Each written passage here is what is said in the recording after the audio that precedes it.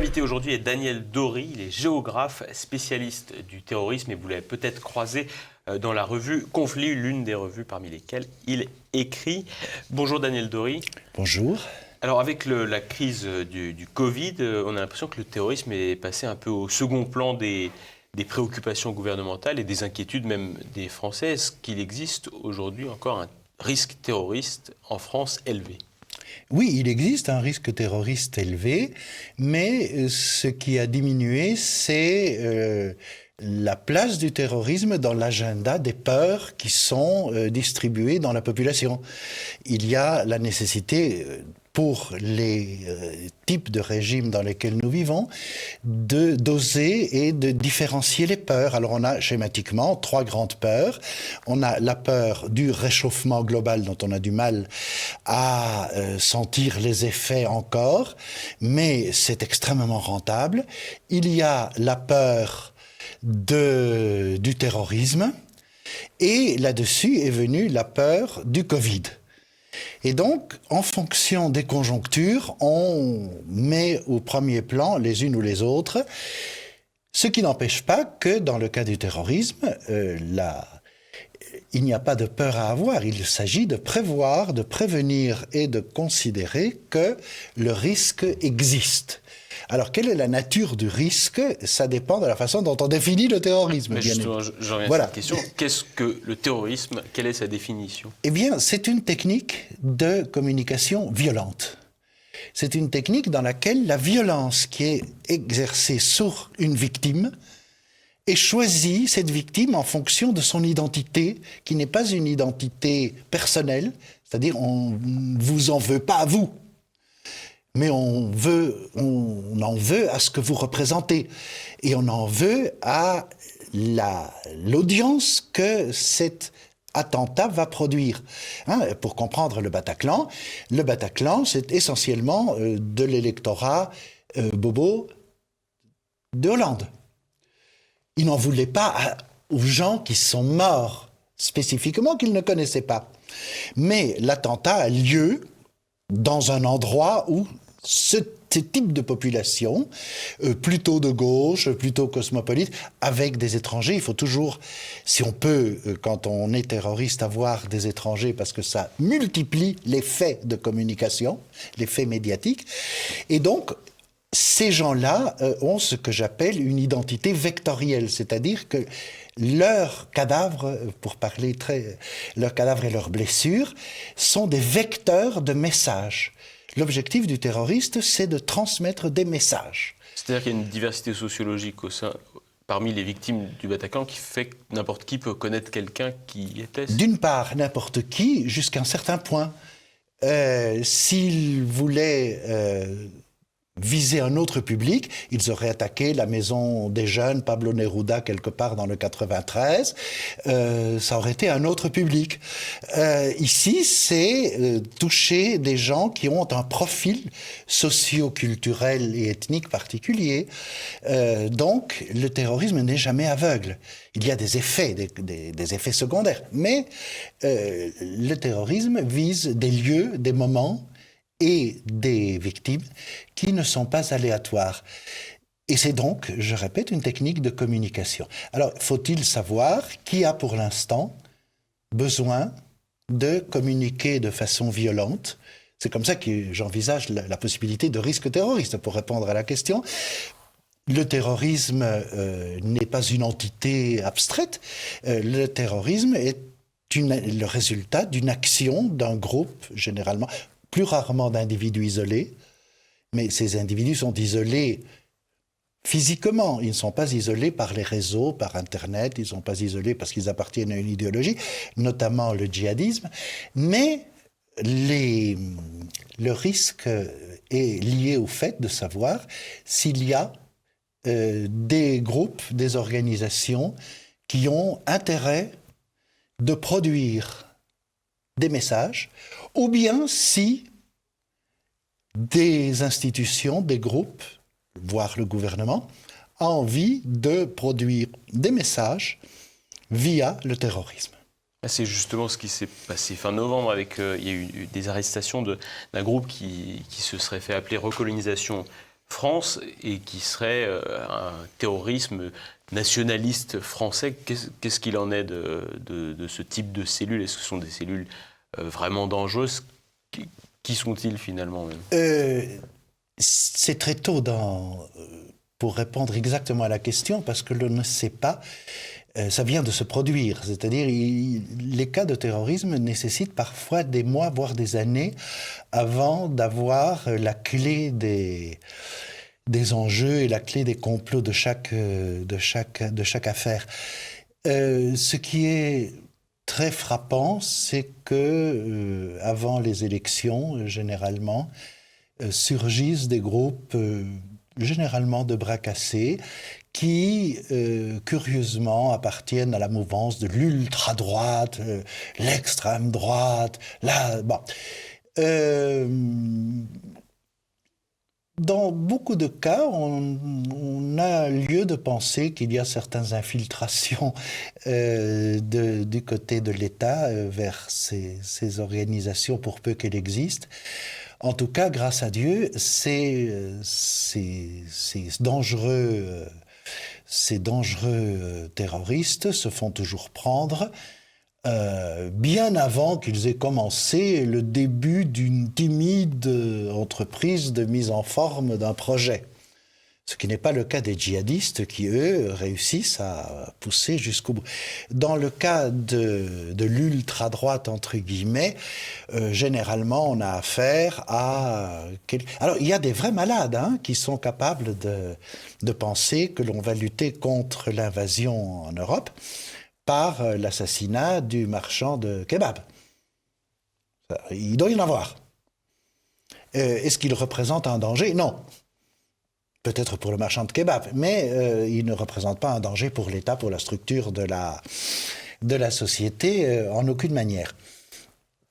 Donc il est très difficile de savoir la réalité de ces affaires. Ça peut être un coup monté complet. Ça peut être un coup monté, parfaitement. Francis Bergeron a publié un livre récemment dans lequel il explique une affaire de nationalistes de Châteauroux qui a été une affaire qui a été montée en épingle en disant que c'était des terroristes. Et il s'avère que 20 ans après, on se rend compte que tout cela était complètement faux. Ça s'est déroulé en 2001, je crois, juste avant l'élection présidentielle de 2002. Les périodes électorales sont idéales pour ça.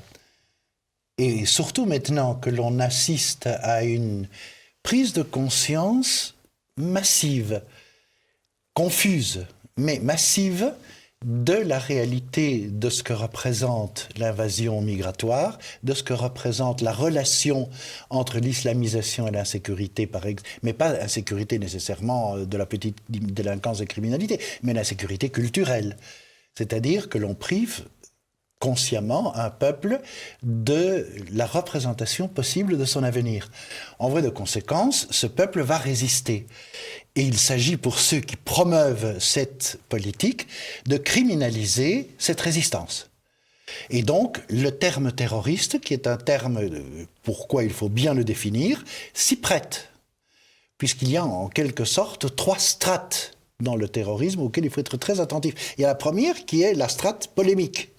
C'est là où on est avec le terrorisme d'extrême droite, etc., qui ne commet pas d'action ou très très peu, mais qui est très très mal parce que c'est les méchants qui nous rappellent les heures les plus sombres, etc.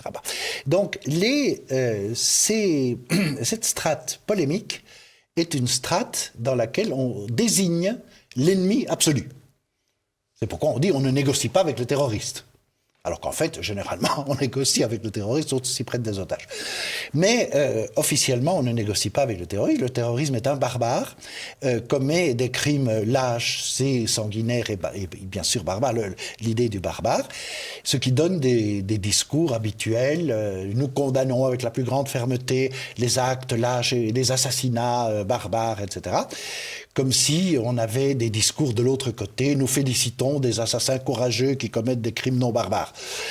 Donc on a la strate polémique. Ensuite, il y a une strate juridique, parce qu'il faut bien qualifier l'acte terroriste. Et là, on est très, très embêté, parce qu'au niveau international, on n'a jamais réussi à avoir un droit international sur le terrorisme. Parce que tout le monde est d'accord sur le fait que le terrorisme, c'est pas bien. Mais quand il s'agit de désigner des terroristes concrets, ça commence à coincer sérieusement. Et c'est pourquoi parfois les États-Unis peuvent considérer des organisations militaires comme le Hezbollah comme terroristes, quand d'autres ne le reconnaîtront Mais pas. bien entendu.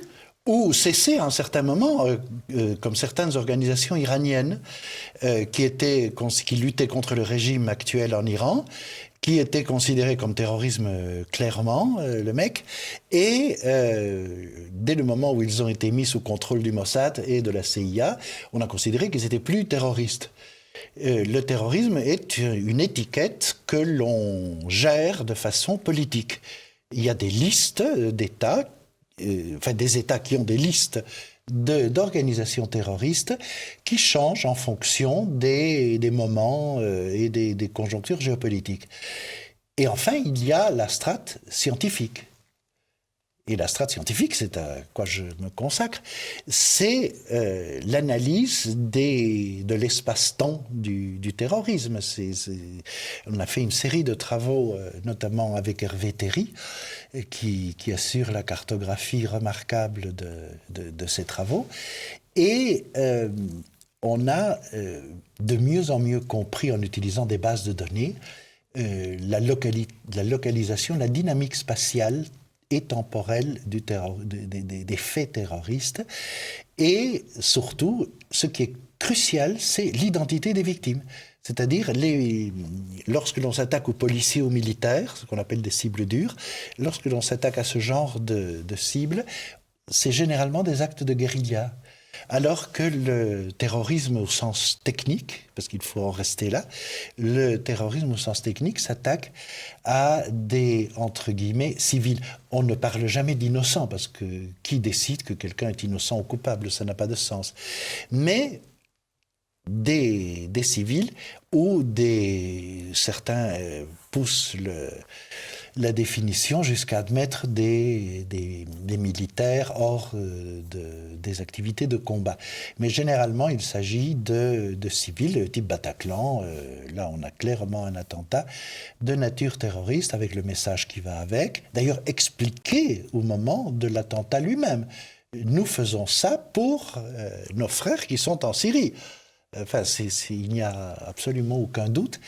Et seulement la réaction de l'État, des États, pas seulement l'État français, l'État nord-américain de même, disent finalement, ils ne nous attaquent pas parce que nous faisons, mais ils nous attaquent parce que nous sommes.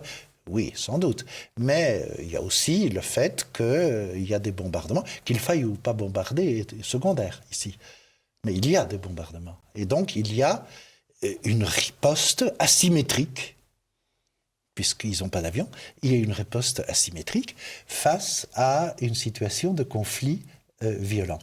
Donc, dans ce cadre-là, la question, pour revenir après cette boucle, y a-t-il un risque terroriste, revient à dire, y a-t-il dans le contexte actuel, dans la situation géopolitique actuelle, des gens qui peuvent, quels que soient ces gens-là, des gens qui peuvent être amenés à utiliser la technique terroriste pour faire passer des messages.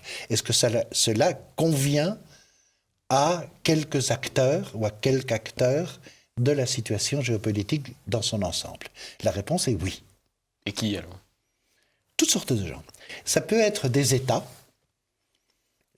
Généralement, et ça mon ami et collègue Rofer l'a bien montré dans son dernier livre, à qui profite le djihad, il est très difficile de monter une opération de quelque envergure si on n'a pas le soutien d'un État. Maintenant, on sait par exemple que le 11 septembre a été possible parce que la logistique des terroristes du 11 septembre, qui vont détourner les avions, etc., était assuré par un haut fonctionnaire de l'ambassade d'Arabie Saoudite aux États-Unis. Maintenant, on le sait parce qu'il y a un procès qu'on essaye à tout prix d'éviter au tribunal de New York. Mais enfin, on a même le nom du personnage parce qu'on a déclassifié Il y a des forts soupçons que des actions comme celle du Bataclan, qui, dès le moment où on a plus de 10 terroristes qui font une action multisite, qui représente une complexité considérable. C'est vraiment difficile de faire. On a du mal à imaginer que des petites racailles de 17e catégorie qui sont incapables de braquer ou de cambrioler convenablement une concession de voiture en Belgique et qui essayent de s'échapper d'ailleurs par un toit recouvert de neige, mais c'est un toit vitré et donc ils tombent dedans. Enfin, c'est des pieds nickelés complets. Réussissent à faire une opération d'une complexité tout à fait remarquable qui mobilise une logistique et donc des dizaines de personnes. Le procès va en avoir, qui est à court maintenant, va en récupérer un certain nombre, mais on est face à des ramifications qui sont d'une complexité énorme. Ce n'est pas nécessairement toujours le cas lorsque on a affaire à des attaques d'acteurs solitaires avec des armes rudimentaires. En l'occurrence, ce que vous dites là, c'est que par rapport au Bataclan notamment, il y a eu toute une équipe derrière. Qu'il y a eu toute une équipe derrière ne fait pas de doute. La nature de l'équipe est pour l'instant encore inconnue, ou connue mais tenue secrète. Le terrorisme est avant tout le domaine du mensonge, de la dissimulation et de la manipulation. Le terrorisme est un moyen de communication violente, moyennant des dispositifs de secret, de clandestinité. Il y a toujours des complots. Bien sûr, il n'y a pas d'action terroriste sans complot. Et sur les complots connus peuvent se greffer des complots plus ou moins compliqués. Et il est tout à fait possible que des groupes soient manipulés ou soient infiltrés. Ça, on le connaît depuis le début du terrorisme, lorsque l'on avait des lourds soupçons que certains anarchistes, notamment Vaillant, qui va lancer une bombe à l'Assemblée nationale, on le soupçonne lourdement d'avoir été inspiré par le ministère de l'Intérieur de l'époque, parce que les lois contre les anarchistes vont sortir dans la semaine qui suit. Tout comme la... Il n'aura pas beaucoup le temps après de se défendre, de toute façon. De toute façon, il sera guillotiné. On règle... Non, une partie des terroristes sont exécutés sur le champ, ou bien sont identifiés tout de suite parce qu'ils ont la courtoisie de laisser au moins une carte d'identité dans la voiture. Enfin, c'est des gens polis. Donc, on a toute une série de choses qui peuvent être étonnantes pour l'observateur étranger à l'affaire. Qui peut être logique aussi, parce que descendre quelqu'un qui vient de commettre une telle exaction, ce n'est pas quelque chose d'absurde. Ce n'est pas quelque chose d'absurde, mais au niveau technique de l'enquête, il vaut mieux les prendre vivants parce que les gens vivants parlent bien davantage que les morts.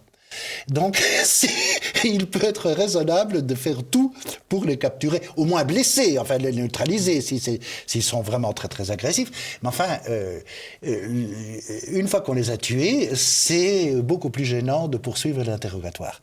Certes, il n'y aura plus de récidive, mais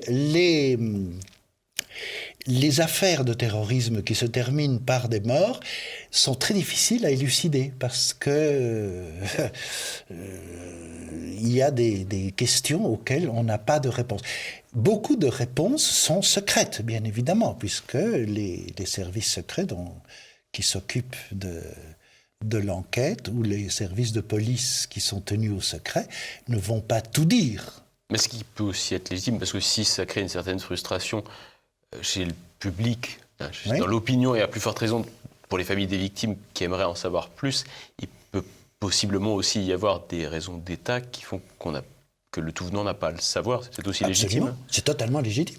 La transparence est soumise à la raison d'État, qui est légitime.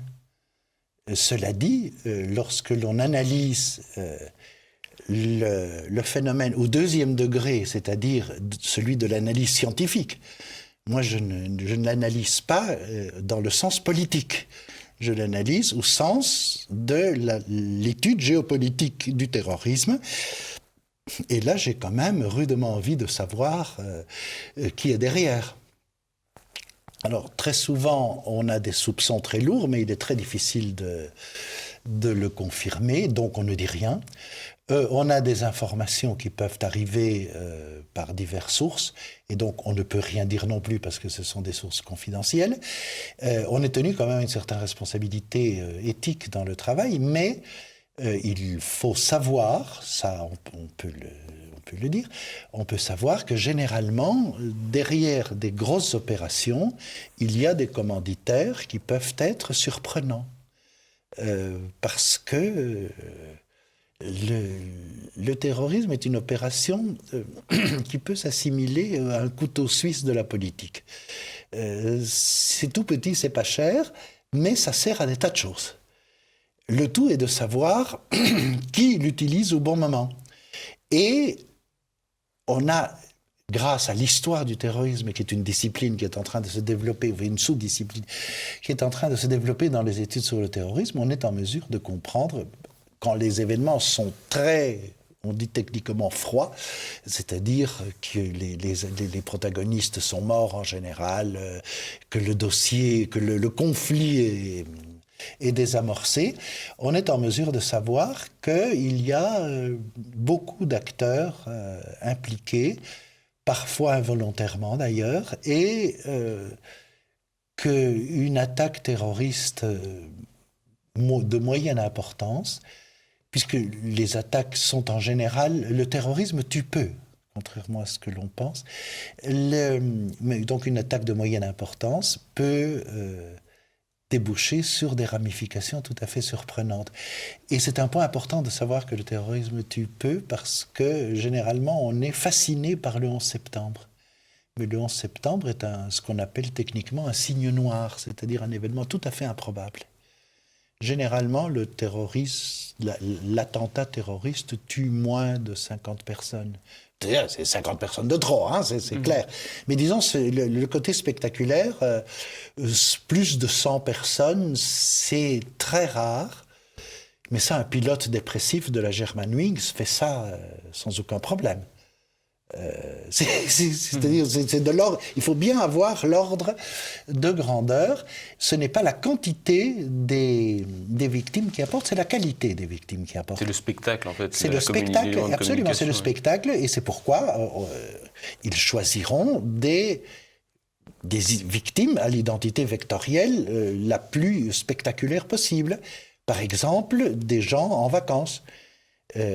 L'attentat du musée du Bardo en Tunisie va produire un effet international, la plage de Sousse la même année, va produire un effet médiatique mondial énorme, alors que la même année, on a plus de 300 morts avec un camion qui explose en Somalie, et on en a un entrefilet dans la presse, tout simplement parce que c'est un événement local. Donc les cadavres ne sont pas mis sur le même plan en fonction de leur localisation, de leur identité, de leur nationalité, de ce qu'ils font ou de ce qu'ils ne font pas. C'est pourquoi il n'y a pas de jauge universelle. Le terrorisme est de la dentelle, c'est une communication très fine, dans laquelle d'ailleurs les messages peuvent être envoyés à des gouvernements. Ça a été le cas dans les années 80, dans des attentats en France. Ça venait du Moyen-Orient. On a une structure, le mouvement des prisonniers arabes, n'importe quoi. Et on sait très bien que ça vient d'ailleurs. Le gouvernement n'a aucun doute que ça vient de... voilà. Alors, dans certains cas, d'ailleurs, on a, sachant avec une très grande probabilité que l'attentat vient du Moyen-Orient, c'est le cas de la rue Copernic, on fait un montage en disant que c'est l'extrême droite et on fait une manifestation contre l'antisémitisme. Sachant que très probablement, on a affaire à une répercussion du conflit israélo-palestinien. Ce qui s'est vérifié d'ailleurs. Donc on a toutes sortes de jeux. Dans l'immédiat, c'est le groupe soi-disant de dangereux ultra-droite il faut attendre de voir s'ils sont peut-être dangereux, surtout pour eux-mêmes d'ailleurs, s'ils décident de fabriquer des explosifs dans la cuisine de maman avec un manuel pas au point, ça risque d'être mauvais pour leur santé. Mais attendons de voir, et généralement ce sont des histoires qui se perdent. Beaucoup de ces études, j'en ai suivi un certain nombre de ces complots d'ultra-droite, pas seulement en France. Ce qui est très curieux, alors qu'il y a une forte pression dans la communauté scientifique des études du terrorisme de se transférer le regard, la focale du terrorisme islamiste vers le terrorisme schématiquement blanc. Parce que le suprémacisme blanc, c'est très mal. Tous les autres suprémacismes, c'est bien. Mais le suprémacisme blanc est très mal parce que la base de l'antiracisme, c'est effectivement la destruction des Blancs ou non de l'antiracisme, ce qui est évidemment d'une cohérence absolue. Ce sont des études aux États-Unis essentiellement Aux États-Unis, en Angleterre, en Allemagne. Parce que c'est plutôt anglo-saxon. C'est anglo-saxon, c'est blanc. Oui, mais attendons, on le voit ici. C'est la résistance des autochtones, parce que les seuls autochtones qui n'ont pas de défense, c'est les autochtones européens.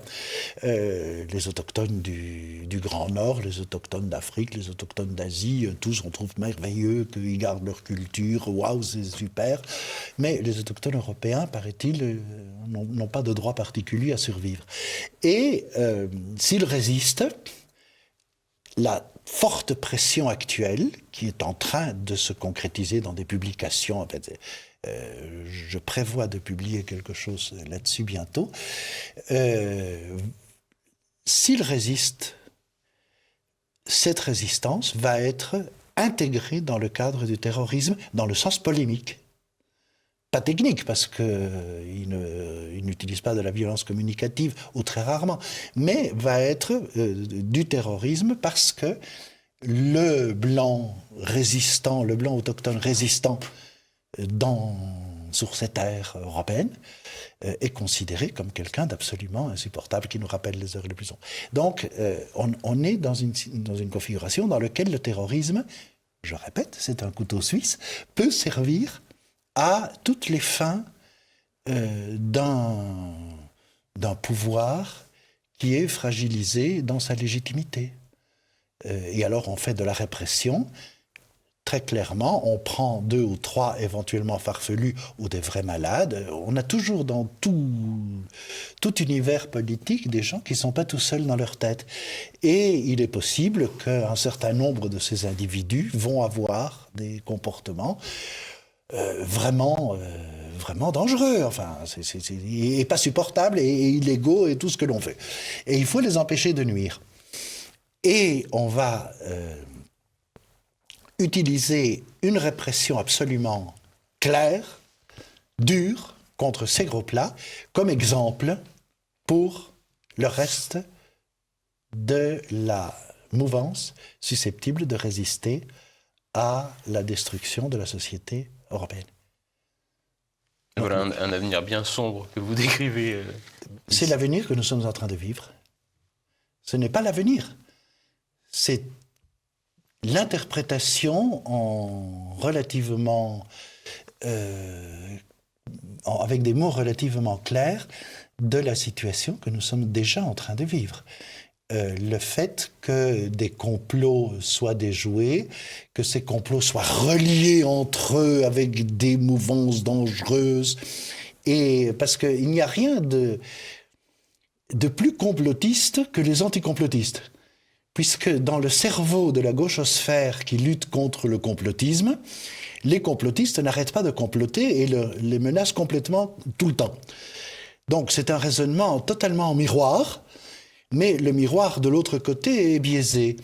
En voie de conséquence, cette réalité est une réalité dont on a déjà des preuves avec des organisations qui sont payées, l'observatoire de ceci, l'observatoire de trucs machin, qui est copié des États-Unis avec l'Anti-Defamation League, le centre en Géorgie, le Poverty Law Center, etc., qui sont structurés pour dénoncer la lutte, qui peut être dans certains cas violente, la lutte des populations blanches qui sont affectées par les politiques des États actuels qui sont tout à fait conscientes.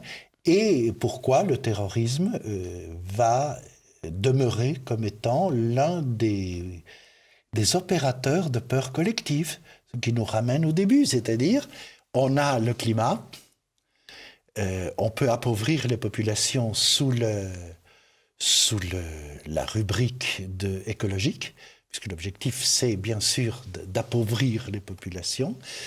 Et on les appauvrit, mais c'est pour leur bien, c'est pour conserver la population, sachant que le business climatique, c'est une source de revenus considérable. Il y a le Covid, qui ne fait apparemment pas trop de mal pour l'instant au laboratoire, et il y a le terrorisme.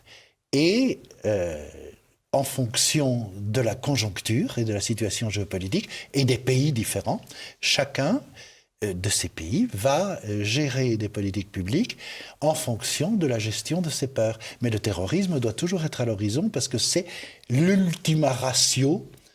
C'est une fois que l'on n'a plus peur du réchauffement, que l'on n'est plus impressionné par l'immense science et le charisme ravageur de Greta Thunberg, que l'on est susceptible de sortir sans masque ou de ne pas se faire vacciner la 17e dose à laquelle on sera bientôt contraint, il reste toujours le terroriste qui est l'ennemi absolu, irrémédiable, avec lequel on ne négocie pas, mais que l'on extermine. Et ben c'est sur ces trois grandes peurs que nous conclurons. Merci beaucoup Daniel Dory. Donc on peut vous retrouver notamment dans la revue Conflit. Merci.